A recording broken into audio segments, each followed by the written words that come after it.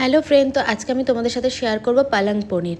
তো পালং পনির আগে আমি খেয়েছি, কিন্তু কখনো রেসিপিটা আমি করিনি। আজকে ফার্স্টবার পালং পনির রান্না করব। তো দেখো, পালং শাকগুলো আমি ফার্স্টে গরম জলে ভাপাতে দিয়ে দিয়েছি। এটা ভালো করে গরম জলে ফুটে যাবে। তারপরে দেখো, আমি পনিরগুলোকে কেটে নিয়েছি, কিউব কিউব করে পনিরগুলোকে কেটে নিয়েছি। তোমরা এইভাবে পনিরগুলোকে কেটে নেবে। তারপর আমি ধনেপাতা, লঙ্কা আর পালং শাকগুলোকে একটু ঠান্ডা জলে দিয়ে এগুলোকে একসাথে পেস্ট করে নেব।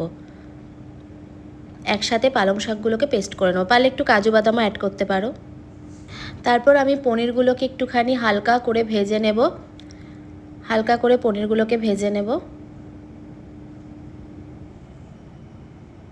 তারপরে এই তেলের মধ্যে অ্যাড করেছি পেঁয়াজ বাটা, আদা বাটা, রসুন বাটা, টমেটো বাটা, হলুদ, লঙ্কার গুঁড়ো সব অ্যাড করতে হবে। তারপরে এর মধ্যে পালং শাক পেস্টটা দিয়ে দিয়েছি আর পনিরগুলো দিয়ে দিয়েছি।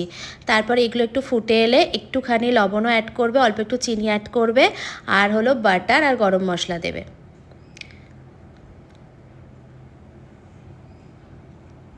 কেউ চাইলে ফেস ক্রিমও অ্যাড করতে পারো, কিন্তু আমি বাটার দিয়ে করেছি। তো দেখো, আমার পালং পনির রেডি।